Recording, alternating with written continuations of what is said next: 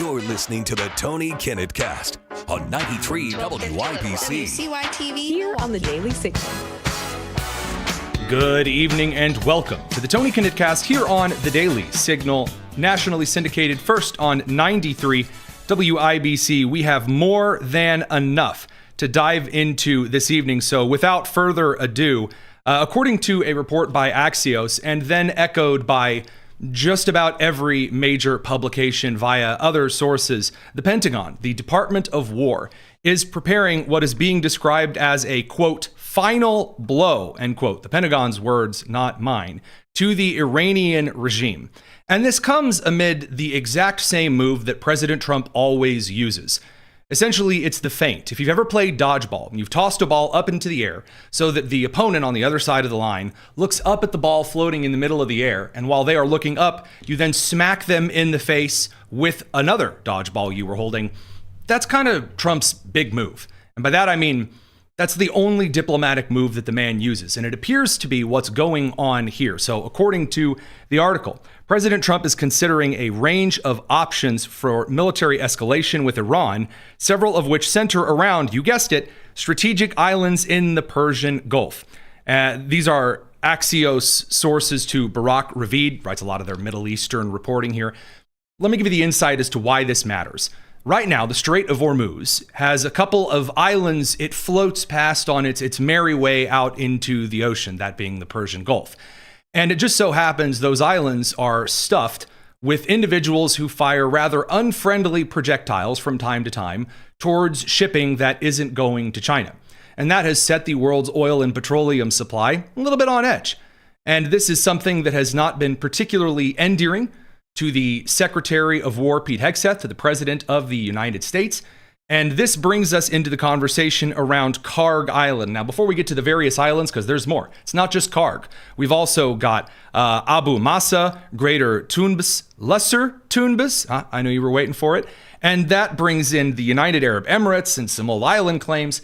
Before we get to any of that, though, a little something from the President of the United States, and the Secretary of War and also Secretary of State Marco Rubio. Here you go. Actually, I'm the highest polling person. In other words, after the presidency, I think I may go to Venezuela and run for president against Elsie. I may run against Elsie. So he begins kind of the presidential cabinet meeting and press conference by joking a little bit about other foreign policy successes around the world. And then we get into the details as to what the president wants to do or what he is or isn't willing to at least tell journalists regarding Iran. I mean, the problem with the issue of the Hormuz Straits is this. We've decimated them as a military. No Air Force, no Navy, very few rockets left. We blew up so many. Hard to manufacture. Same thing with drones. The leadership is gone. The problem with the Straits is this. Let's say we do a great job. We say we got 99%. 1% is unacceptable because 1% is a missile going into the hull of a ship that costs $1 billion, right? So 1% is we can't. If we do a 99% decimation, that's no good. Now, by the way, this is correct. If a job is worth doing, it's worth doing right. Now, there are a lot of concerns, a lot of questions people have been asking. Everyone from some of your local neighborhood pundits all the way up to members of Congress, of course, like Representative Nancy Mace, several members of the international community. And that brings us to the multi-island strategy, but the president pitches it over to the Secretary of War. We'll let Hegseth throw in his response here. So it's really, a little bit. But I have a feeling it's going to clean up pretty quickly. I can just say this. They want to make, and I probably hurt our little negotiation. It gives them a little impetus to say, well, I wish you didn't say that. But they said yesterday that we weren't negotiating with them, and now they admit that we were negotiating with them. So they want to make a deal. The reason they want to make a deal is they have been just beat to shit. No, little colorful language from the president there. And Hegseth followed up. We don't have time to roll through the entire clip in the exchange here. But Hegseth follows up by making the case that they have been keeping an eye on the Persian Gulf as a whole, as well as, of course, the Strait of Hormuz up close to the coast of Iran since the beginning of the conflict. And this is why I believe that since the Pentagon is, through multiple sources, now indicating a final blow of sorts, that it's going to be focusing on not just Karg Island. Now, as a refresher course here, Karg Island is this tiny thumbnail of an island, which is 15 miles off the coast of Iran, and it handles 90% of all of the oil refining for Iran itself. And so there's been long suggested an idea that the Pentagon seems to have prepared for, that if the United States were to capture Karg Island, it would do two things. Number one, it would stop any Iranian leverage from the administration outside of randomly firing on a couple of vessels in the Strait of Hormuz. Number two, it would give the United States exclusive access over a lot of China's oil supply, which reframes the entire Indo-Pacific relationships between the United States and China. But I'm not going to get into analysis and speculation because, again, as a quick refresher, the island of Karg, all right, it is right next to the coast of Iran, but it is nowhere near the only island in the Persian Gulf. It's not the only island there. In fact, there are a couple of others that aren't just hosting, for example, a lot of oil infrastructure, a lot of SAM sites that are now smoldering craters. There was a question that we got earlier today asking about the individuals on the island. How many are there? I know there used to be a population of 8,000. Is that still there? We'll probably get to that a little bit later in the show. The other islands at play here do matter and are likely why you see several different Marine expeditionary units that are en route to the area, with perhaps the 82nd Airborne as backup. So first of these would be Larak Island. It's at the narrowest point of the Strait of Hormuz. And it is a key export point for Iran's oil industry. Essentially, it's the librarian. It checks the book, it stamps the ship as it sails its way through the Strait of Hormuz. So that brings us to Karg Island, the primary refinery point, and then Larak Island, which is essentially the whole Strait of Hormuz choke point. Iran currently uses Larak, which has a network of bunkers and attack craft that can destroy cargo ships, and then attempt to monitor and maintain control over the strait. This is why Iran is trying right now to charge $2 million a boat to sail through the Strait of Hormuz, because they can essentially fire from inside a bunker. Now, we don't have any information yet as to sorties flown over Larak Island carrying bunker busters. And this is something that a couple of individuals have asked about, because certainly over in the western provinces of Iran, the United States has had no issue dropping that armor and bunker piercing, dropping those particular kinds of explosives. So, seizing Larak could limit Iran's ability to harass ships in the strait and deploy any kind of mines, which would, of course, break the United States, would break Iran's chokehold on traffic. That brings us finally to islands at the UAE, the United Arab Emirates, really wants. So, a little bit of a history lesson here. Back in the 70s, when Iran was doing, regime things, it conquered 3 of these UAE islands. This would be Abu Musa and then Greater and Lesser Tunbs. Now, I'm not pronouncing Tunbs correctly, and I don't care. But Iran is occupying those islands and uses them as staging grounds for some of its straits harassment campaign. So if the Marines go in and attempt to take these islands, to be very clear right off the top of the bat, the United States Marine Corps has a particular specialty when it comes to island hopping, as has already been pointed out in the comments. Number 2, again, this isn't the large-scale ground invasion conversation that Axios does admit near the bottom of the article. In fact, it also points out that Keshem, which is the largest island in the Persian Gulf, it's a chunk of an island, about 558 square miles, is not really strategic to the United States whatsoever. While there may be some missiles or mines or drones and underground tunnels, the United States doesn't appear to have any plans to put up an American flag on that particular island. Just to kind of keep you up to date on what Al Jazeera has called a cork in the world's most vital energy transit passage, it appears the United States has a plan in motion. Here's where the feint comes in, because the President of the United States said something kind of to the opposite of this on social media right before the show. And sorry to be a tease, but radio crew, we have to send you over to commercial because it's that time, 7:16 Eastern.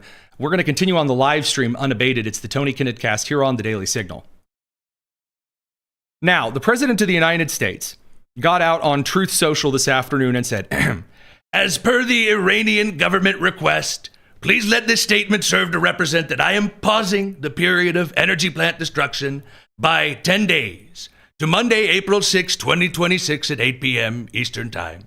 The president says, quote, talks are ongoing, and despite erroneous statements to the contrary by the fake news media and others, they're going very well. Thank you for your attention to this matter, President Donald J. Trump. The president is doing the exact same thing that he has done consistently in every foreign policy negotiation. He gets out there and says, the United States military, it's going to put a boot right in your throat hole. And then you have the other side of the conflict or whatever saying, no, we have these strong super Cuban Venezuelan super soldiers that all got mowed down by one Delta Force operator. You can't possibly stand up to us. And then Trump says, I'm going to give you one last chance.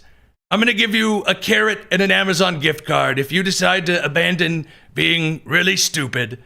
And then the other side says no. Trump tosses the dodgeball up into the air, waits for the foreign power to look up at it stupidly, and then the United States Navy and Air Force delivers a sucker punch straight to the kidneys.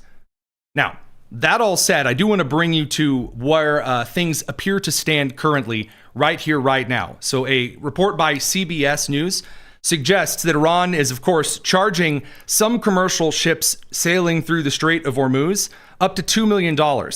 However, there are reports now coming out that Iran is not able to reach via radio contact all of the ships sailing in the Strait of Hormuz. If you can't get a radio message via a line of sight bearing 30 miles, brother, you got problems. The Iranian administration has significant issues. Now, that's coupled with other reports, including an open press release from the Iranian government, that the regime is now opening the military to 12-year-old volunteers. Volunteers. Now, hiring 12-year-olds is not usually the sign of a regime that's flourishing.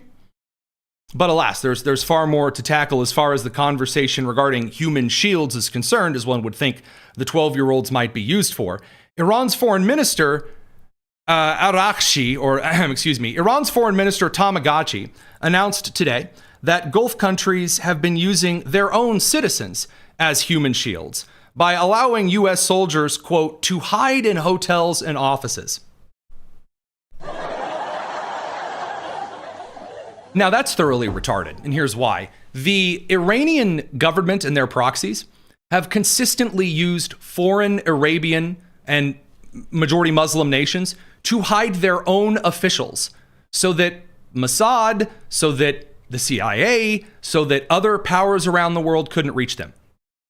Do we not all remember just a couple of months ago when Israel launched a very small targeted strike in Doha, Qatar, working with the Qatari government to evacuate the building as best they could, and then tried to ram a particular 35-degree angle of approach missile through the windows, creating a very spicy situation?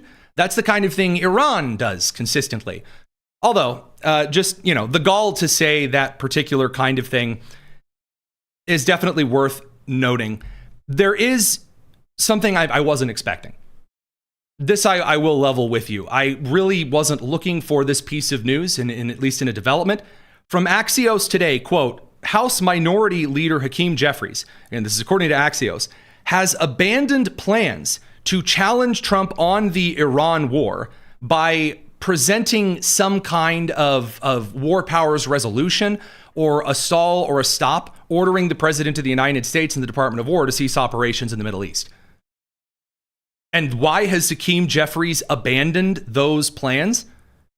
Because according to the Axios report, he doesn't even have the support from not only the Republican Party, enough of those to, be the majority over in the House. He doesn't even have enough support from his own House Democrats in multiple caucuses. That's insane. And that's not the only insane. I mean, he's cracking at the seams. He did a junior high yelling match in the House today. We'll talk about it. Got to bring the radio crew back from commercial. It's the Tony Kinnett Cast here on the Daily Signal.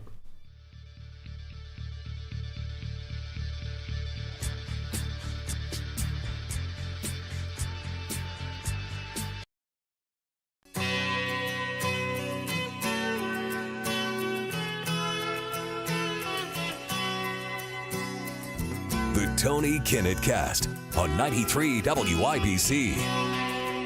What would possibly cause Hakeem Jeffries to get into a bewildering, tough guy approach in the House today?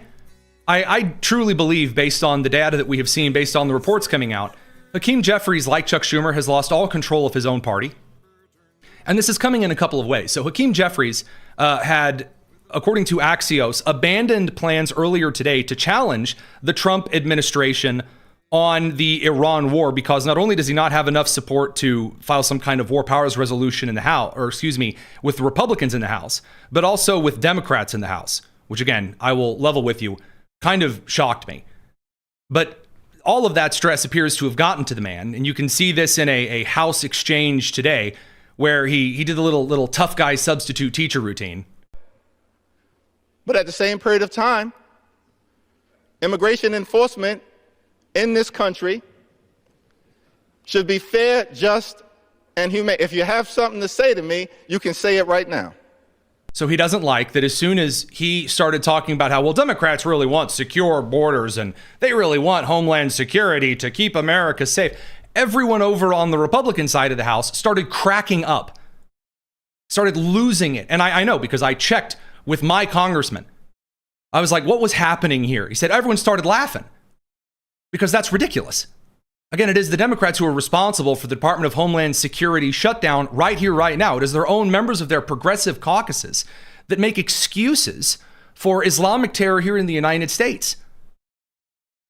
And so when Hakeem Jeffries gets laughed at during his own little speech and he immediately drops into this, and you have something to say for the whole class?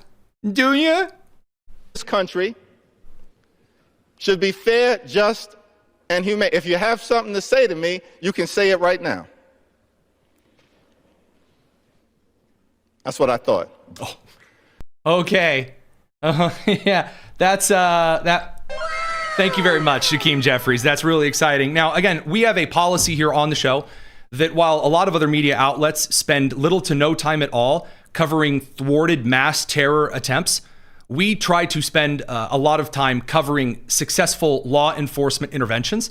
Because if a law enforcement body, local, state, federal, blocks a major terrorist attack, a mass casualty incident like a shooting, it doesn't get any coverage. But if there is the mass casualty incident that goes forward, then the story of the day is the failure of the law enforcement agency to stop from bringing that to pass.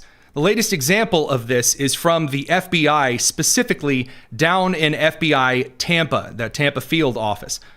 So from the mouth of Director Kash Patel of the Federal Bureau of Investigation, quote, an IED, that's an improvised explosive device, was placed at MacDill Air Force Base, home to CENTCOM, so the Middle Eastern military operational chain of command, and of course, U.S. Special Operations Command. Both of those are housed, at least structurally and organizationally, at MacDill Air Force Base. A brother and a sister have now been indicted. One is in custody for accessory and evidence tampering, and the primary suspect is charged with explosives offenses, and is currently in China. So one of the two terrorists escaped. He said, quote, this FBI working with our partners will continue pursuing all those responsible and ensure they are brought to justice no matter where they are. Now, the individual who was arrested is the individual, the 20-year-old, Alan Zhang, who fled to China after planting the device outside the gate, is still currently being looked for. At least there are some communications that are being made. We don't have a ton of information on current operational plans from the United States on this measure. However, his sister, 27-year-old Anne Mary Zhang, was captured. It now is in custody and faces charges of evidence tampering. You can see a picture of her over on the screen. Lovely individual. So good on the FBI for thwarting this terror attempt. This is believed to right now be in, obviously given CENTCOM and U.S. Special Operations, this is believed to be in connection to the Iran war itself. Now, that news aside, this brings us over to the national security issues here at home at large. And when you talk about this, first of all, a major judicial decision today, the second Court of Appeals decision along these lines. There was a Fifth Circuit Court of Appeals decision in this vein recently, but that one didn't stick. It didn't stop a Bill Clinton appointee, U.S. District Judge John Thunheim, from arguing that if an illegal immigrant in the United States is arrested for something, then the Department of Homeland Security has to release him on bond. You know, just got to set bail for him, so he can totally act reasonably and responsibly, I'm sure.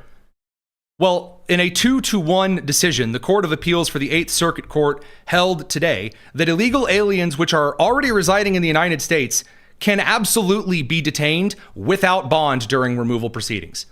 So this idea that you can release them out on bond and then they can escape or go sit with some activist group or wait for some other order of writ in order to get an out-of-jail-free card, that's not a thing.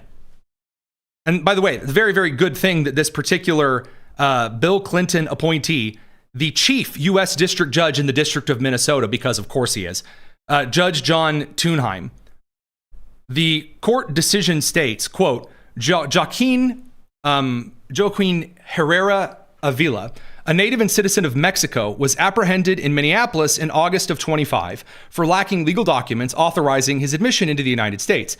The Department of Homeland Security detained Avila without bond and brought removal proceedings against him. However, the district court intervened and granted Avila's petition for a writ of habeas corpus, and the government now appeals, having jurisdiction under 28 U.S. Code, subsection 1291 and 2253A. We reverse and remand the proceedings consistent with this opinion, because if you are here illegally, you don't have magical Miranda rights and all of these other nonsensities that allow you to be treated with this extra layer of due process that violent criminals in the United States don't often get. Obviously, the exception being in Zoran Mamdani's New York City, where he'll plead for you to be released and talk about how, that kind of nonsense. Really it's the criminal who's the victim, and it's the police officers who are the big bad guys. Now, some of this is crippled still because the Department of Homeland Security right now, with the exception of ICE, which is funded through at least 2027 and likely through 2029, is still shut down. And Americans are getting rather upset at this. You can tell this in two different ways. First of all, we've reported consistently that the generic congressional ballot for midterms, the Democrats, which began the year with a 9-point to a 7-point lead, are now down to a 1 to 2-point lead. In several polls, we are now seeing, and not just like the right-wing polls, we are seeing Republicans effectively tied with Democrats in the generic congressional in a midterm year. That does not happen unless you are making Americans all over the country wait in lines so long with the TSA that 500 TSA members now going without paychecks, who have mortgages and car payments and other things, have resigned. And as one official at the TSA told press, and Congress, may I add, that the TSA might soon have to order certain airports shut down because they're not considered safe enough under current Federal Aviation Administration standards. But never fear, folks, because your senators who are supposed to be passing some kind of bill to fund the Department of Homeland Security, well, I'm afraid that they're more worried about whether they're going to get to go home for Easter. We're going to talk about this over on the live stream radio crew. See you in a second. It's the Tony Kinnett Cast here on the Daily Signal. So an unnamed Republican who, according to Politico, was, quote, allowed to vent, you junior high children, said, quote, I just want to go home, end quote. That's right. Some random senator, I bet again, $5, it's Tom Tillis of North Carolina, got out there and told Politico he's so tired that, man, we can't pass the Department of Homeland Security funding. We won't get rid of the filibuster. We won't just procedurally move forward with something that already has an expiration date. No. Instead, we're going to stand in the body of the Senate. We're going to sit in the chambers and do absolutely nothing. And then we're going to go out onto the steps of the Capitol and we're going to preen and priss around for the social media cameras. So before we get into this, two things that are very, very important. And no, neither of them is the whining Republican senator. I just want to go home. As a reminder, there's a lot of Americans right now who would love to travel from point A to point B that can't because, again, the Department of Homeland Security is currently closed due to, of course, Democrats not simply voting to open the bill, not voting to open the department. And then, of course, Republicans not simply moving past the filibuster. So we're getting a lot of 53 to 47 style votes. Now, there are a lot of people that are catching shade, that are catching shrapnel for this, and some of them really deserve it, and some of them absolutely do not deserve it. So one of the statements that was made after the 47th time that the Senate failed to fund the Department of Homeland Security, again, amid a major military operation, terror threats, the fifth terror threat related to the Operation Epic Fury and the Iranian situation in a month. But alas, one guy that's catching shrapnel that really shouldn't is Speaker of the House Mike Johnson, who made this statement today. Afternoon, everybody. We are quite frustrated right now. We keep saying that the coming election is about a contrast for America between common sense and crazy. And you just saw it on display here once again. For the third time now, almost every Democrat in the House, except for 4, voted against the bipartisan, bicameral Department of Homeland Security funding bill. It would reopen DHS and reopen and get our airports running again. And they did that for one reason, because they are trying to protect criminal illegal aliens. That's what this entire debate is about, and there's no way for them to hide from that. And they keep putting votes on the board. I've suggested, and I suggested yesterday in a press conference, we should probably take this vote tally, blow it up on a poster, and put it at every airport terminal around America. Again, not bad. He's catching some shrapnel for this. So why aren't you doing something? This ain't one that's on Mike Johnson. Mike Johnson, the Speaker of the House, has cobbled together bill after bill after bill after bill after bill, from the Save America Act all the way over to funding proposals of every which way, shape, and sort, and has sent them over to the Senate. Once they get over to the Senate, a giant crap is taken on the table by Senate Democrats, and then Republicans won't fight it out. That's what you're getting right now. And it's frustrating to a lot of Americans. Now, we do have some breaking news that is coming in as of 7:24 p.m. From the President of the United States announcing that he's going to sign an executive order directing the Department of Homeland Security to pay transportation security workers directly. Because again, TSA workers are quitting in droves now.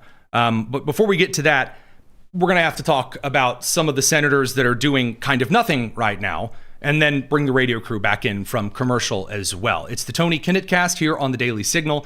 We have all of the news to cover, including some breaking news on a possible executive order from the President of the United States. It's the Tony Kinnett Cast.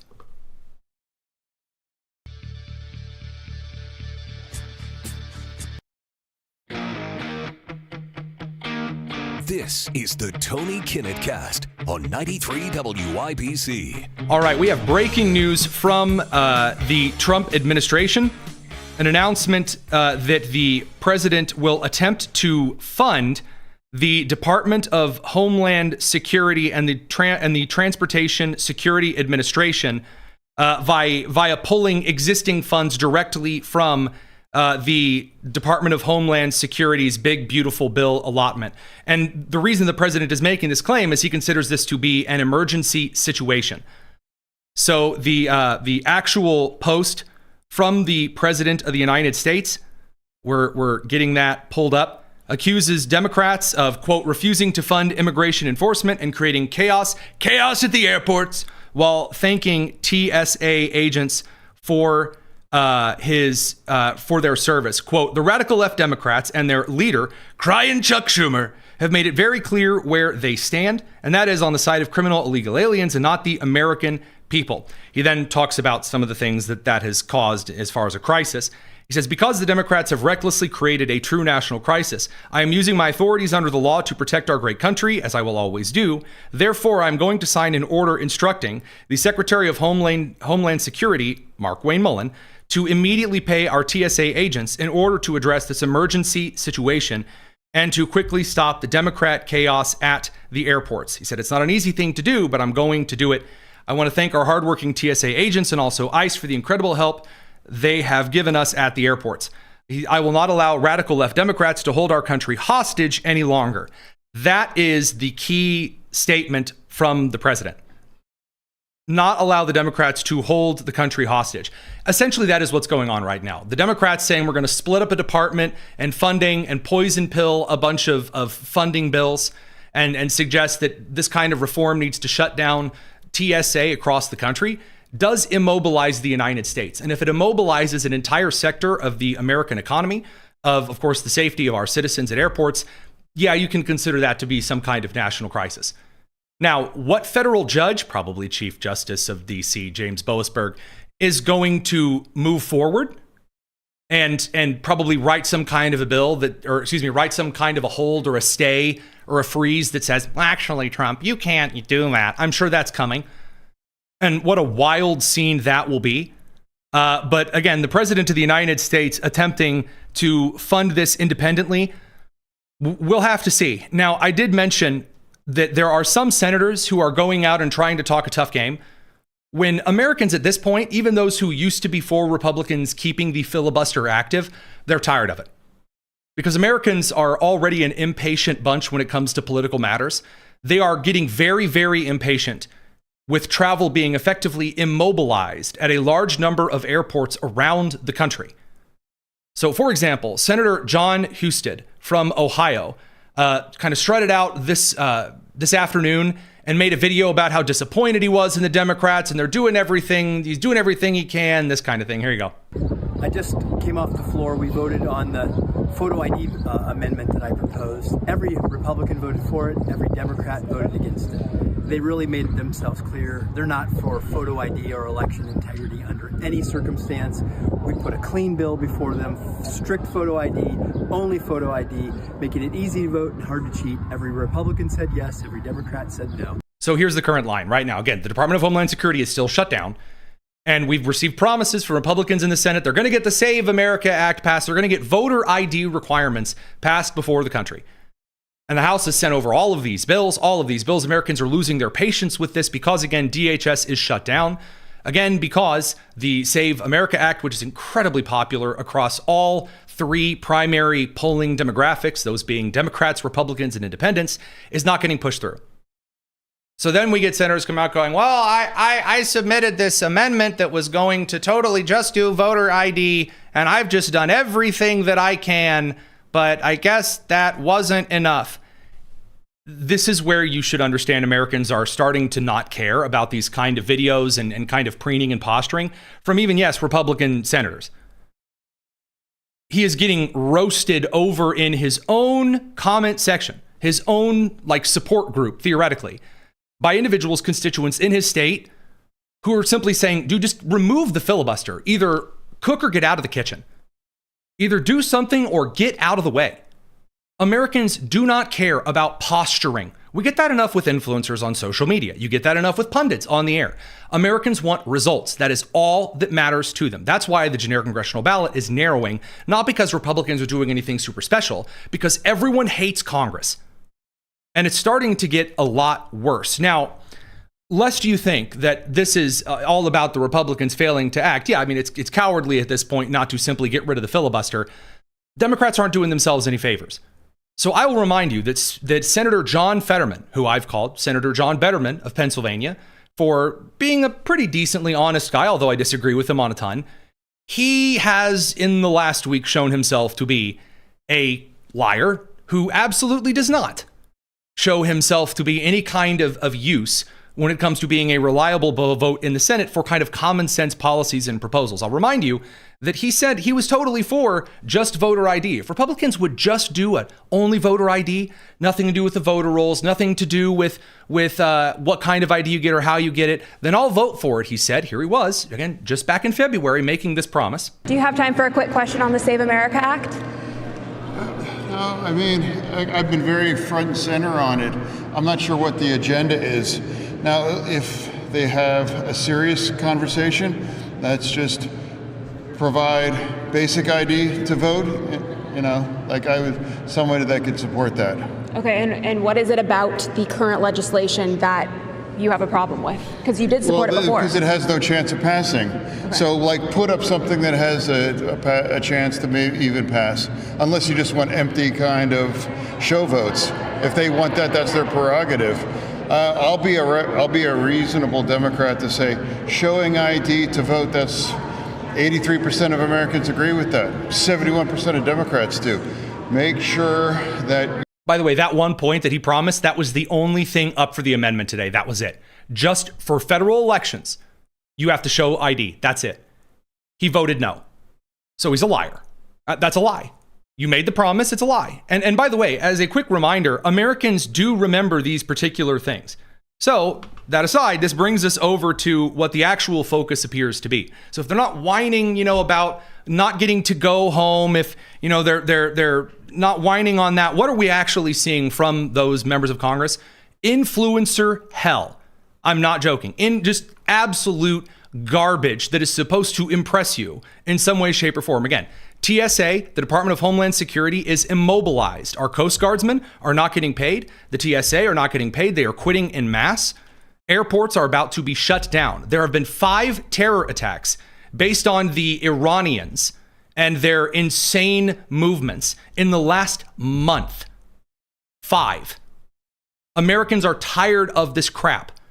But it's okay. Elizabeth Warren of Massachusetts, she's got the solutions. She's got the answer. It pains me. This is not edited. We didn't trim this up or make it fancy.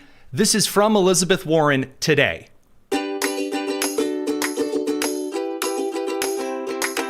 These moms in tennis shoes are teaming up to deliver childcare for American families. Slit my wrists with bargain dollar store scissors. Hey guys, we're just, a couple of cool, hip, happening moms, Hey guys, you ever thought about wearing sneakers? Oh my gosh, it's awful. This is it. This is why Americans despise the Senate. We'll let them continue though. Patty Murray and Elizabeth Warren here. The Democrats are promising they've got a better alternative. Let's hear it. That's right. Right now, a 2-child household would need to make about $400,000 a year for childcare to be affordable. Look, it's a crisis, and it's been a crisis for a long time. They have, so for those who are listening and you're not watching, they have multiple camera angles set up so they can do the multiple angle camera set. They're senators. Again, right now, the DHS is shut down. What are they talking about? The government pumping money into childcare. The thing that Americans, according to polling data, are quite aware has been riddled. And I mean riddled like a Chicago mobster picked up a Tommy gun and pointed it at a Model T. Riddled with fraud around the country. The childcare system right here, if it receives state or federal funding, whether we're talking California, whether we're talking Minnesota, whether we're talking New York, riddled with fraud. They want to federalize childcare funding. I got into politics when a lawmaker called me just a mom in tennis shoes for trying to save a preschool program. Well, I did save that program, and I've been fighting for our kids since. But Congress needs to go way bigger on childcare. And I remember when I was a young mom and I was about an inch away. When I was a young Native American woman on the reservation, okay. So they take another minute and a half to get through, again, what makes me want to stick the shiniest metal forks into my eye sockets. To say, well, what the Senate really needs to do is be pumping federal government money into the most fraudulent program, except for the Somali migrant Medicare and Medicaid fraud programs. So just Incredible. Thrilling. Radio crew will catch you guys on the other side of the commercial. Lots more to cover. It's the Tony Kinnett here on the Daily Signal. Now you might be saying, Tony, you're cherry picking. I mean, come on. That's just one video out of all of these. No, my dear friends. It's really not. You know that feeling you get when you find $5 in your pocket? Like, you know how much Jeff Bezos would have to find in his pocket for it to mean the same thing to him? You ever wanted to jump in front of moving vehicles? Because listening to Elizabeth Warren, every one of the Senate Democrats is pumping out these kind of videos constantly. Now, this hasn't worked. It didn't work for Kamala and, Brad Summer. Remember, campaigning, going out and talking about her, her menstruation cycle? Her menstrual cycle, remember how exciting that was? Oh, wow, she's such a cool mom candidate. We're doing the same crap now for the midterms amid active crises in the country. So sure, yeah, Republicans aren't actually moving through and knocking out the filibuster, which I find obnoxious and annoying. I don't particularly care for that. The laziness I don't care for. But whatever this influencer let them eat cake crap is. As though Elizabeth Warren making complaints about Jeffrey Bezos is the solution to all of your problems, or Patty Murray talking about her cool tennis shoes. Awful. Absolutely horrible. It is one of the reasons why individuals like Representative Brandon Gill is more useful. And again, all of these senators that I'm talking about right now, what are they focusing on? They're consistently focusing on things that are either already said and settled and done, influencer campaigns, or they're talking about their own retribution scheme. Dick Durbin from Illinois had the same routine where he's announcing his retribution streak and accountabilities are coming. Here you go. So think about 3 weeks ago. 3 weeks ago, a member of the president's cabinet who had basically told the Senate Judiciary Committee and the House Judiciary Committee to go straight to hell for a full year and refused to appear before the committee for... So first of all, I know that he's complaining about Kristi Noem here, but I'm sorry, telling the Senate Judiciary Committee to go straight to hell for 1 year, do not pass go, do not, collect $200. Given the current state of the Senate, I kind of agree. Oversight, finally relented and said, okay, I'll do the Senate on Tuesday, I'll do the House on Wednesday, and that'll be the end of this stuff of showing up in front of Congress. Her name was Kristi Noem. Look, he said that. He says that like he's so, her name is Kristi Noem. Amazing. And by the way, I'm going to cut the rest of the clip off. He says, oh, hey, yeah, and we got her removed. No, what got Kristi Noem removed, bud, is that she went before the country and before the Senate and said, yeah, she said to Joe Kennedy, who didn't let her off the hook, she said to Kennedy, yeah, President Trump personally authorized this extremely expensive advertising campaign of me on horseback. And then also that her own department was against her and Corey Lewandowski because their affair was more important than running the department. That's why Trump got her out of there. It had nothing to do with Dick Durbin and his sleepy nonsense. So again, best of luck to you. If you think that this is the move right now, this will, by the way, this is the kind of stuff that will eventually get even John Thune to just go ahead and knock over the filibuster and just go ahead and do it. Because this kind of stuff does great on even the most mediocre and moderate of souls. We're going to pick up the radio crew from commercial. Don't go anywhere. We haven't even started on half of the news. It's the Tony Kinnett Cast.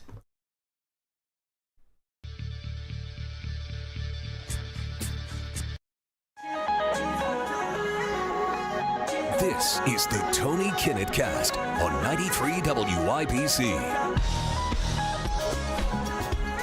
So, as a quick reminder, right now, the United States stands opposed to a number of these high elitist moral Trojan horses who suggest firmly and passionately that they are the solution to everything if you just start spending tons of money on state-run healthcare like they all do, and you just play nice and import the maximum number of migrants, everything's going to be wonderful and fine. And it has become a sure gateway to some of the darkest human horrors imaginable.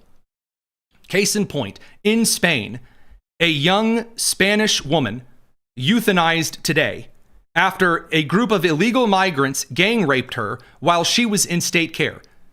In 2022, the teenager, Noelia Castillo Ramos, placed in a state institution amid family difficulties, placed in a state-run home together with a North African group of migrant minors, she was brutally gang raped. And of course, that trauma was horrible to her, as is that kind of trauma to all of those who are sexually assaulted, but her especially so, given that she was supposed to be in a place that was safe, a state-run center to keep her safe from, again, the trauma that she had from her home life. However, Spain later announced that because she was suffering from depression, that they were going to give her access to assisted state-run suicide. No, I don't mean political suicide. Spain announced that it was the right of this young lady, Noelia, who was suffering from depression because she was raped. Instead of, tamping down on the migrant situation, instead of, trying to get her the right kind of therapy and counseling that works, instead of putting her in a place where she might be able to heal over time, because sexual assault trauma and rape trauma is not something that you get over with in just even a couple of years. Instead, they said, well, you're depressed. You know what? You can kill yourself. Months later, after the rape, Noelia attempted suicide by jumping from the 5th floor of a building. She survived, but the fall left her paraplegic. And by the way, the rapists have never been arrested and do in fact remain free. Is Spain putting all of their resources into finding the rapists? Nope, absolutely not. Instead, they say, you know what? You've already attempted suicide. You didn't do it. So, hey, we'll follow Canada's approach and let you kill yourself. My God in heaven, what a horrible and horrific thing to do. Her father, by the way, passionately attempted to forbid this from moving forward because the father understandably didn't want to see his little girl commit suicide. And these are, again, this is the regime that a lot of Americans are praising right now for standing up to big old mean Mr. Trump. Now, over here in the United States, I'm afraid the mental illness runs just as deep. And there are a series of protests happening in Manhattan, as well as in Philadelphia, calling for some of the world's worst people to be released from prison. So first and foremost, a group of protesters outside a court in Manhattan were chanting for Nicolas Maduro to be released from prison. And actual immigrants from Venezuela were standing there horrified at the chance for the dictator that had abused them, their families, who has personally ordered the executions of countless thousands, to be released and set free. Here's what that looked like. I believe this clip is over from Reuters. We're here to demand freedom for President Maduro and First Lady Celia Flores. We've come from all across the U.S. and... So again, some random beta, low testosterone individual here, standing there going, we've come from everywhere because, think about it. The U.S. is very, very bad and dictators should go free because Rachel Maddow and Joy Reid told me so. I'm from Michigan myself to demand that they be set free by the Trump administration. They've done nothing wrong. They've committed no crimes. As a Venezuelan from the Venezuelans at the counter-protesters were outraged because, again, here are all of these Humpty Dumpty American goobers, these soft-handed leftist progressives who do nothing for nobody, who have nothing better to do but get out there and protest that the Trump administration release dictators back onto the streets. So important to be here representing my country, the people that want freedom, and I'm so upset with all these people, but that's why we are here. So the counter-protesters showed up, said, again, I'm from Venezuela, here in the United States, love this country, happy to be here, love the American people. These protesters chanting for his freedom are insane. That is not the worst protest of the day, I unfortunately have to show you. Over in Philadelphia, the pro-Palestine crowd, right, the pro-Islamist crowd, the pro-Muslim culture crowd, is chanting and cheering for the body bags of U.S. servicemen. I'm not joking. I'm not exaggerating. Horrified. Here you go. Until we have done everything in our power to bring the United States to its knees, let us not lose sight of the enemy.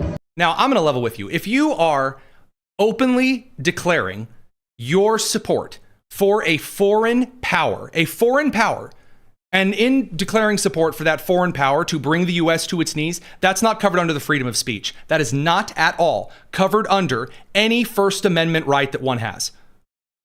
You should be, if you are lucky, deported.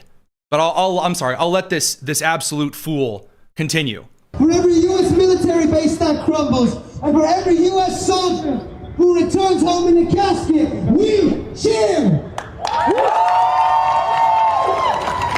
For every U.S. military member that returns in a casket, we cheer. This is why I don't feel bad when I see trucks and cars driving through protests. It's why I don't feel bad for that. If there is someone in Philadelphia and someone out there who knows who this individual is and deals with this personally, I won't shed a tear. I don't care. The Philadelphia DA is currently threatening ICE agents for helping check bags at the airport. And now you have someone who right here is openly calling for the deaths of United States soldiers who he claims will do everything he can to bring America to its knees. First of all, if you don't want to be here, leave. No one wants you here. You're not doing anything. I don't care if you're the superest, duperest brain surgeon, poet, laureate, lesbian lover that's ever existed. Get out. Number two, if someone who sees this, who happens to have a family member that has served in the military or has fought and defended this country, catches you in a dark alley, I'm not going to shed a tear. I just hope they get both your kneecaps. Oh, Tony, you can't say that. You can't say that. That's terrible. I'm sorry. I don't care. I don't care.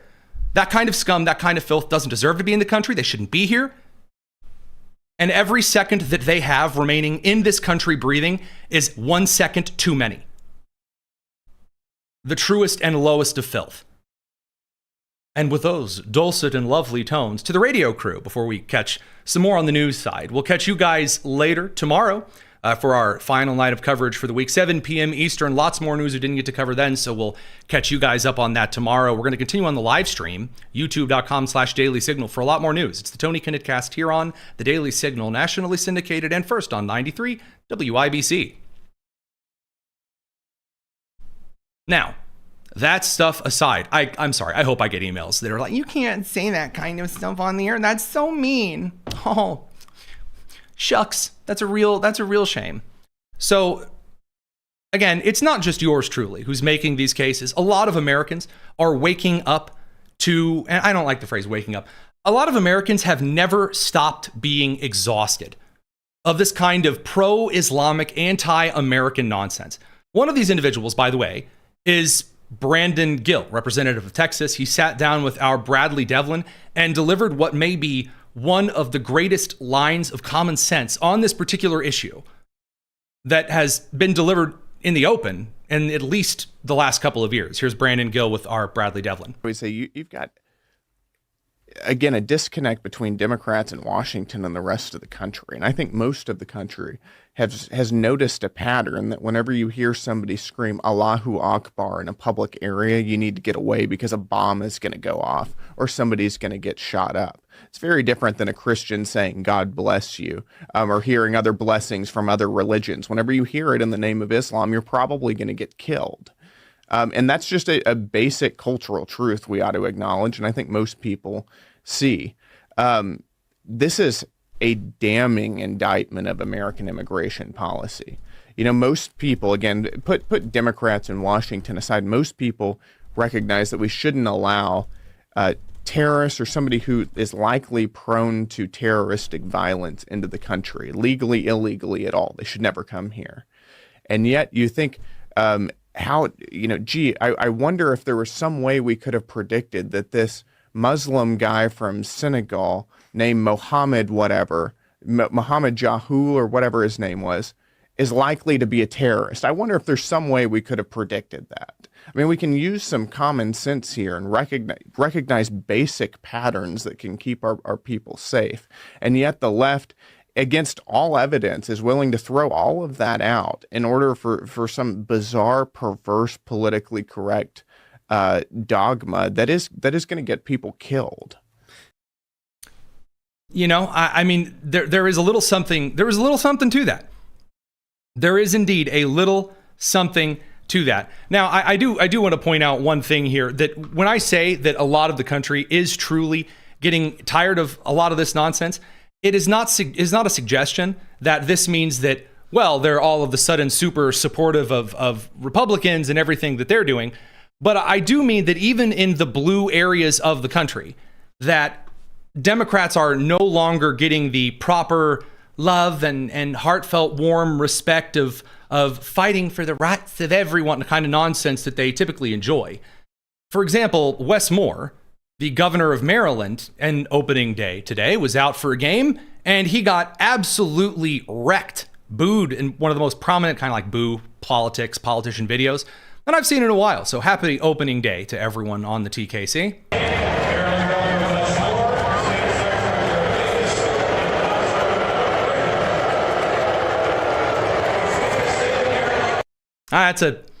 That's pretty prominent boo right there. I got to level with you here. Of all of the things that one can do. Yeah, sorry, I realized that only played kind of mono in one ear. When you have the governor of your state out there, and he goes out, gonna stand before everybody, very, very proud, excited, that kind of a thing, and everybody and their brother starts roasting him over the open fire, not a good sign.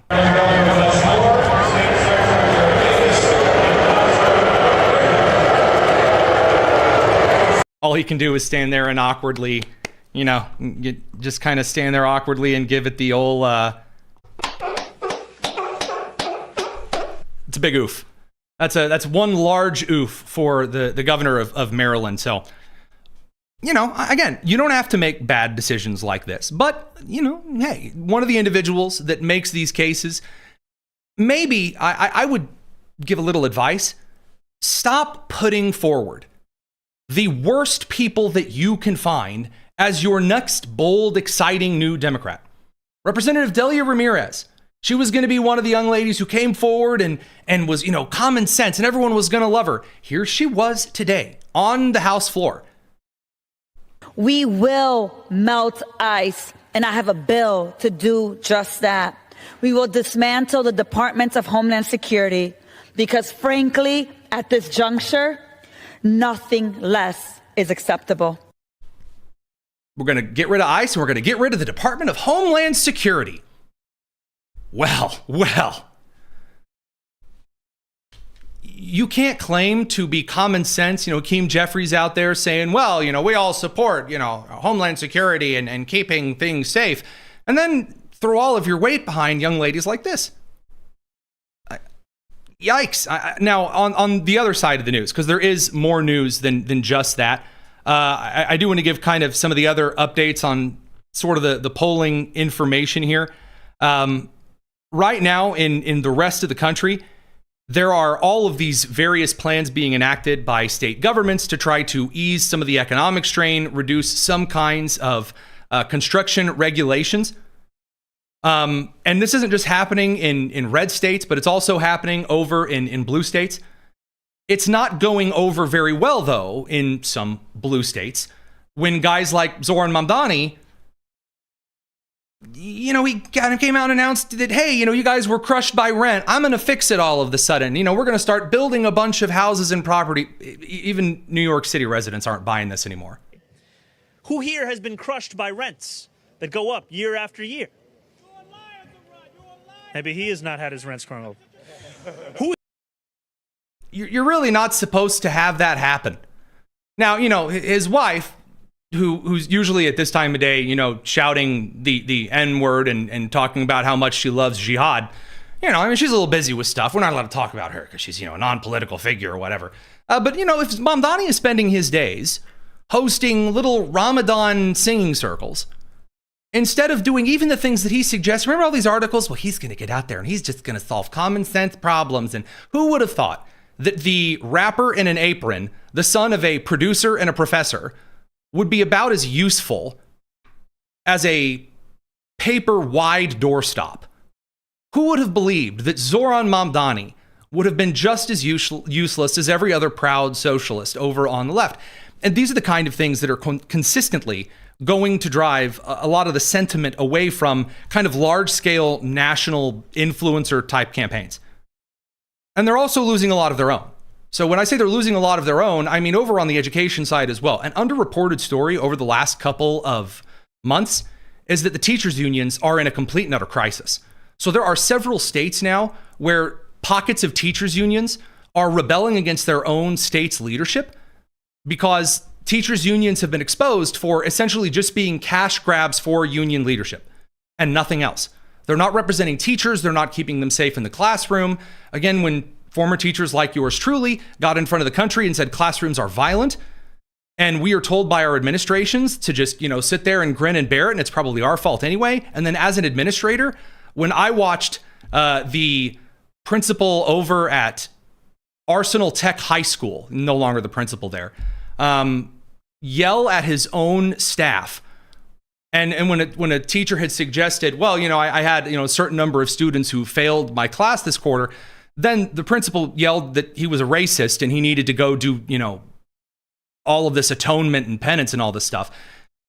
A lot of teachers that are still in the teachers union, they can only take so much of that. So you have large pockets around the country that are revolting from those teachers unions. One of those places is in fact in my home state of Indiana, where I was reached out to by a friend of mine who is very close to some of the inner city Indianapolis community, and reported that a large section of the Indiana State Teachers Association has essentially gone on strike from their own teachers union until they get this series of demands met, like reinstating the Indiana Professional Staff Organization, and also really angry and upset at essentially some of the corrupt hiring practices inside the organization. Former principals, even in the bluest of areas, have completely abandoned the left-wing public education model.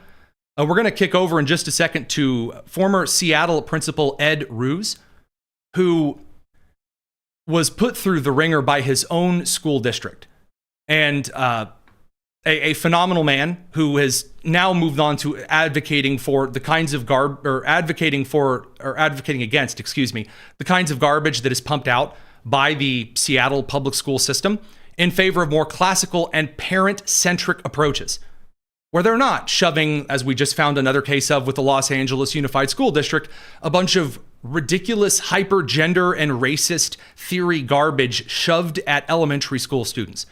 So we're going to kick over to that interview. It's a really good one. Don't go anywhere. It's the Tony Kinnett Cast here on the Daily Signal.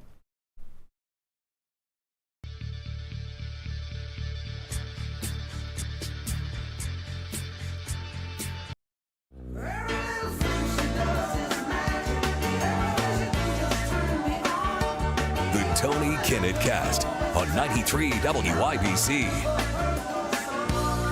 Not very often did I, a former school administrator, get to talk to another former school administrator, Ed Roos, former principal and survivor of the Seattle public education system, and right into some of the concepts at hand, just to make sure we use your time as valuably as possible. In the last couple of years, public education, do you think that a net positive or maybe a loss after coming out of COVID? Have we made any good changes? I don't think so. I don't think we've reacted as we should. And I could come at this from a education standpoint. I led our team into COVID. It was a quick, rapid change and just unprecedented. And coming out of COVID, I think the schools have had a hard time recovering. And I'll come at it from even a parent standpoint. I had a kid in middle school, one in high school at that time. And, it just, for lack of a better term, they really dumbed down the curriculum at that time. Mm-hmm. They didn't have homework. I don't think they were being held accountable like they should have been academically. And then coming out of this, there needed to be this slow amping up of, okay, let's start to give more homework. Let's start to hold them more accountable. And there just wasn't a good plan coming out. And I think as a result, I'm still seeing some dumbing down of the curriculum, and the expectations are not where they were back in 2019 and before.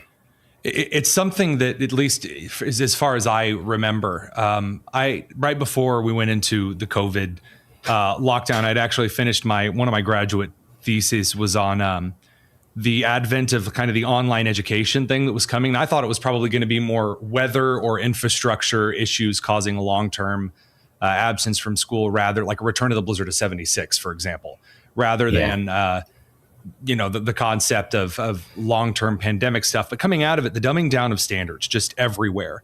And I remember seeing this as a teacher, because I was a teacher going into COVID. I was an administrator coming out of it. and just seeing this patent insanity of treating high school students like they were elementary children. And I mean, even then, I mean, not how elementary students used to be even taught. I'm really starting to be concerned about some of the long-term expectations for our kids, because we're seeing it into the early job market with Gen Z. It's not good right now. Putting it lightly.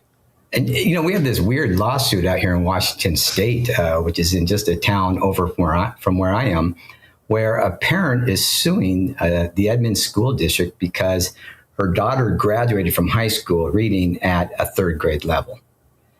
So I think parents are, isn't that bizarre? Well, they'd be interested to follow that and see where that goes. I'm going to give a friend of mine, actually, who I used to run Chalkboard Review with, Daniel Buck. He's head of the Conservative Education Reform Network over at AEI. He hasn't told me this. Usually he tells me these things. I'm going to give him grief over not telling me about this lawsuit. It's almost like a post-transition lawsuit, but for the education side of things. Okay, so much to Seattle schools' credit, you know, they wanted to know what was going on post 2020 and the shutdown. So they went to a really deep dive. It's on their website. They hired an organization called Strategies 360, a full-service research firm out here in the Northwest. Right. Their study asked current and former families basically what's going on. And here's what they discovered. That since 2019, they've lost 11,000 students. So they see this huge decline in enrollment, and they want to know why. They asked people why you left, and 86% of them said that it was due to the low quality of education. We could certainly get into the details of lowering the bar and what that means and specifically, but it's pretty clear that they had lowered the bar and had not raised it since, and families are leaving. 45% of them said they didn't like that Seattle schools had dismantled their highly capable program, again, because of the optics of it, and maybe it not, that it was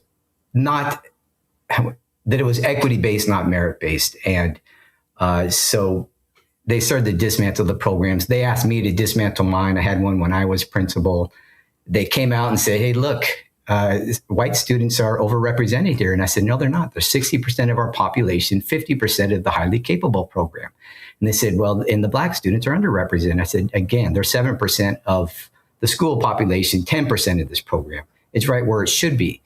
And my boss got mad and said, look, anyone can walk in here and see that the optics of this are not good. So I got the same thing in Indianapolis. They said, we're going to bring in Indiana University. My boss, Bobby Sargent, who, and I mean this as insultingly as possible because she was insufferably arrogant for how little she brought to her director level position.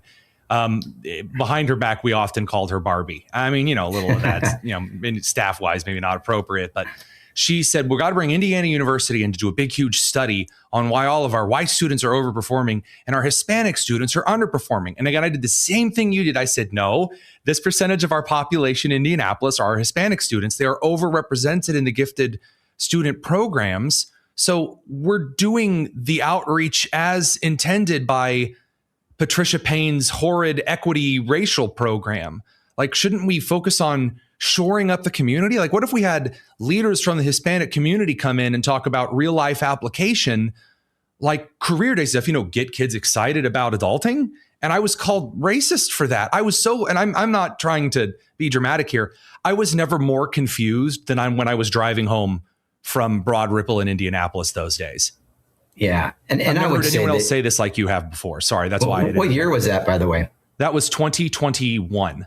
So it was forced quota that was impossible statistically to me. They wanted to look more 50-50. That was absolutely statistically impossible. When we have 7% of the population was black, 60% was white, you're not going to get to 50-50. And it's just strict racial quotaing is such, I mean, in our public education training, now, you know, I mean, the obvious in the room will say, well, Tony, you two are clearly not the same age. I mean, you're clearly aging much better than I am. So, and in that instance, we still have that visceral reaction to the idea of racial quotas in our classrooms that induces bile.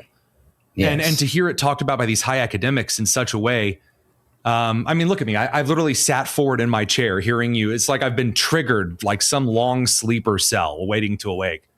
Yeah, and there's a lot more to that, and I won't repeat a lot of the stuff. They could go to my website, edwardroos.com. I have links to media stories that go into more detail. But, something else that was interesting about these statistics is that a lot of the families who had left, 40% of them says are willing to come back if Seattle School changes what they're doing. Of course. And then they went into this, hey, what's the most important priority for Seattle schools in the future? Only 10% of those responses were on equity and equal opportunity. I think they're getting a clear message that equity and equal opportunity are not they're not of high importance. It's kind of low on the list here. And then right below there, 5% of people stated that they want a curriculum change that is anti-woke, anti-indoctrination, and merit back in the curriculum. So these two things are sending a very clear message to Seattle schools that if you want to get us back, you have to stop indoctrinating our students and get back to merit-based curriculum and grading. Now, we're going to upload the rest of that interview with Ed Roos over on the YouTube channel for the Daily Signal. We'll get that up here pretty soon. But that said, we do have to move over to a bit of new information on the attempted terror attack outside of MacDill Air Force Base. New information here. Alan Zhang, age 20, and his sister Anne Mary Zhang, age 27, both are U.S. citizens from the Tampa area near Land O'Lakes, Florida. They planted an IED outside of the visitor center at MacDill Air Force Base Dale Marby Gate. And then Alan, the male, made an anonymous 911 call. The device was later located and safely removed. That's according to WVTM 13. Now, the day after the 911 call, the siblings sold the black Mercedes-Benz SUV that Alan had used to transport the device and then bought plane tickets. So they departed for China a little bit earlier this month. That's according to U.S. Attorney Gregory Kehoe, who explicitly stated during a press conference today, March 26th, that they had left for China from Tampa. So it appears that they were able to leave for China from Tampa International Airport. Now, no other U.S. airports mentioned or other information regarding any reporting or official statements. Anne Mary Zhang, his sister, had now returned to the United States and was then arrested as soon as she stopped upon arrival. Now, some reports note that it's Detroit, where she entered back into the U.S. when she was taken into custody. As of right now, Alan Zhang, who still is reported to be the guy who dropped off the IED at MacDill, he remains in China. Now, right now, there aren't any additional details on diplomatic demands and things like that, but still pretty wild that they were able just to make a call about the making sure I have this right here. Yes, that they made the call and then were able to flee the country beforehand. Now, again, of course, it's a very good thing that the device was located by FBI in Tampa and they were able to stop it. Still terrifyingly close there. Very, very important. And I also do wonder, one of the comments points out, I wonder why she came back. I'm also curious to see, how it was that she came back. So that said and aside, I want to get over to just a little bit of mail time before we are done with the show this evening. Just a bit. Again, if you have a question over on the mail time side of things, there's a link to the Discord in our description. And there are a couple of people who have very, very kindly left super chats. That's not something that you guys need to do, although we are very grateful for it. Kevy Stankiewicz, a $10 super chat. He says, Trump should have fully funded ICE and hired most of the hundreds of the former TSA agents previously trained and experienced on TSA screening equipment, but who had quit, to help ICE replace the TSA agents who quit. Not a bad idea. We'll have to see how this goes. Oftentimes when there are individuals who quit, there's kind of a back pay and rehiring strategy that comes forward after there's some funding. We'll have to see how that, how that kind of meters out. One question from Betsy Burns, good friend of the show, says, Tony, if the Republicans get rid of the filibuster, can't it be put back? Nope. Once a Senate rule like that is broken, it's like Pandora's box. That is open for good. After the again, a quote that I do enjoy, a classic 2013 quote from Mitch McConnell before, he got old and started creaking like an old turtle, to Harry Reid, who back at the time incorporated the very first of the nuclear optioning in the barely Democrat Senate. This famous quote from Mitch McConnell stays on the soundboard for this reason alone. Say to my friends on the other side of the aisle, you'll regret this, and you may regret it a lot sooner than you think. And so once those rules are open, again, at this point, I'm for getting rid of the filibuster as a rule. I do believe that the very last two Democrats who were opposed to getting rid of the filibuster were Kyrsten Sinema and Joe Manchin. I don't know if you know this, they're currently not in the Senate anymore. And both of them, I believe, are no longer Democrats. I know for sure Manchin isn't. I don't think Sinema is a registered Democrat anymore. So they're going to get rid of it as soon as they retain or retake power in the Senate. So, I'd say, again, get the filibuster out of the way then since it's going and get a few things passed. Again, voter ID sounds like an important thing given how popular it is with Americans. That's from the mouth of Fetterman himself. Another super chat from Kevin Stankiewicz. Dude, you don't have to do this. A kind $10 super chat. He said, Senate Leader John Thune, stay in the Senate and the zombie filibuster, pass the Save America Act, fund DHS, and confirm all of Trump's appointment, or resign and let Senate Majority Leader Mike Lee do it. Now, you bring up an interesting point here. I like Mike Lee of Utah. He's a good guy. We've talked a couple of times. You do not get to guarantee who takes power after a leader is ousted. It is a genuine miracle that we were able to get as good of a House Speaker as we got after Kevin McCarthy was ousted from Speaker of the House. And whenever you do, thanks, producer Daniel. Kyrsten Sinema is now an independent. Good to know. As far as ousting leadership is always really great when you do it. And then, again, I'm not saying Thune's fantastic. This isn't a defense for Thune. There is a little something to the devil you know is worse than, or the devil you know is better than the devil you don't. And in this case, remember one of the last top contenders for the Senate Majority Leader position was John Cornyn, who's currently not doing so hot in his primary against Ken Paxton in the runoff in Texas. So, also very, very kind from Dave Fallon, a $10 super chat, said, keep bringing it, Tony. Thanks. Very, very kind of you. Really appreciate that. One of the last questions that I'll answer for the evening is from Lisa over in the Discord chat. She says, if the U.S. takes Carg Island, what happens to the 8,000-ish people that live there? Haven't heard any mention in the media at all about this. Now, I have to be careful because I do have some information that I'm not really allowed to release about the actual estimates on Carg Island. It ain't 8,000. 8,000 is the former estimate of how many people are alive on Carg Island, a lot of them oil and refinery workers. A lot of those people have fled. I'll say this, very likely right now on Carg Island, less than 2,000 people, if that. There are very few that are currently there on Carg Island, a bare bones team, to say the least. What's going to happen to them? Well, I mean, if they are there under the gun of the IRGC and they're just workers at the petrochemical facilities, then I mean, it's pretty likely that they would continue doing the stuff that they're doing. I mean, they'd have to be, vetted and talked to. I'm not really sure, but they're usually in that kind of an instance. Based on the number of individuals that we estimate are currently on the island in several ways, shapes, and fashions, the idea that we don't have some potential plans in place of seizing that island for what would happen there, pretty slim. Pretty slim indeed that there aren't those particular plans in place. Well, I'll go ahead and do one last mail time question before we ship out for the evening. From Tina, question. If they get rid of the filibuster, what stops them, I'm assuming you mean the Democrats, from passing something like Sharia law? Okay, so the answer to this question is the president and the courts. So first of all, Sharia law is incompatible with the United States Constitution. It just is. In and of itself, on its face, it's incompatible.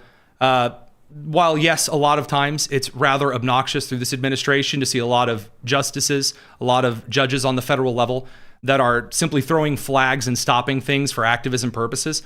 There are absolutely a couple of right-wing judges who do that and did that during the Biden administration. And those judges still do exist. There's no way the Supreme Court ever lets that fly. Dearborn's tried this. It is because of Gretchen Whitmer's administration that that nothing has really been done there yet. But as far as the idea, I mean, Ken Paxton actually, I believe, just secured a victory against the development of a Sharia community in Texas. You guys should definitely go check out the interview with Brandon Gill and Bradley Devlin for that episode of the Signal Sit Down. The link to that is already in the description. But according to the release from Texas Attorney General Ken Paxton's office, quote, following an investigation by AG Ken Paxton, plans for the development of a potentially unlawful Sharia city community in Kaufman County have ended.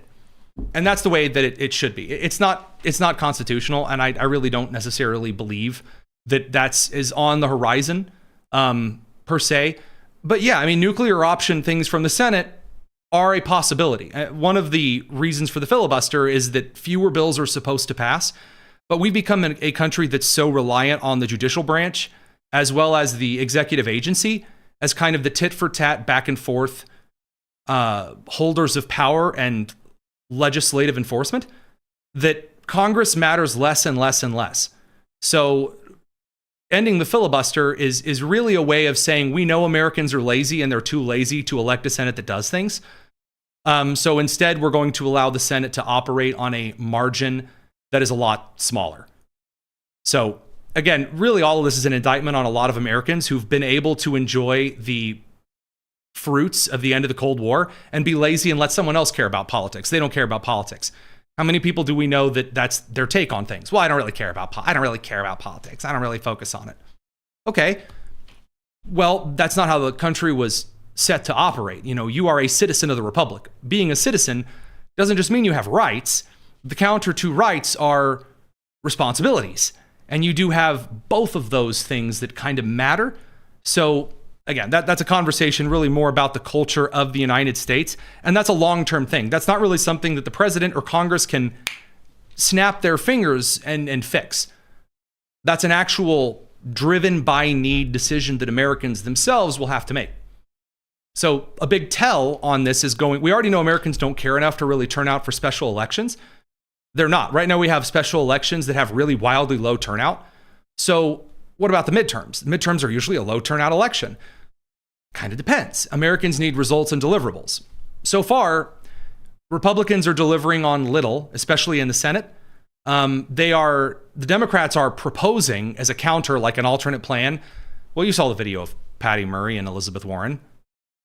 That's what they're bringing to the table, right? So Americans don't appear to be super duper impressed. And low propensity elections, well, you end up getting senators who are really lazy. Low propensity voters give you the garbage senators winning primaries. There you go. That's where those come from. It's from areas where people are lazy.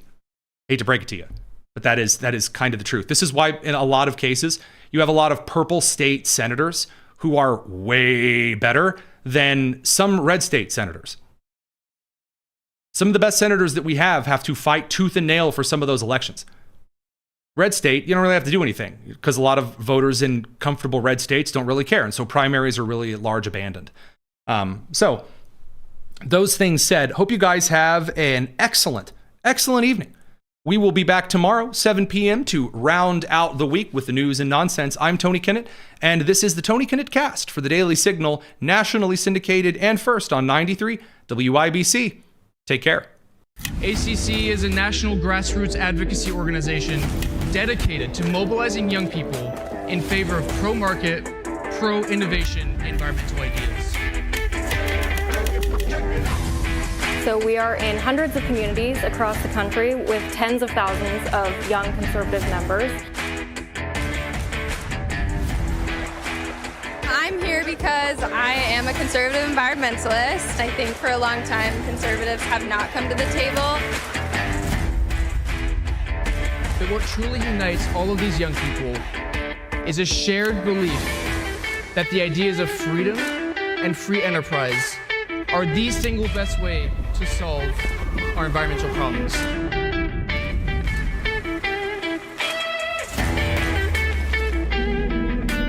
While there's still work to be done, there are Republicans who want to come to the table and engage on climate in good faith. We are building the conservative environmental movement, but we're doing it by involving everybody.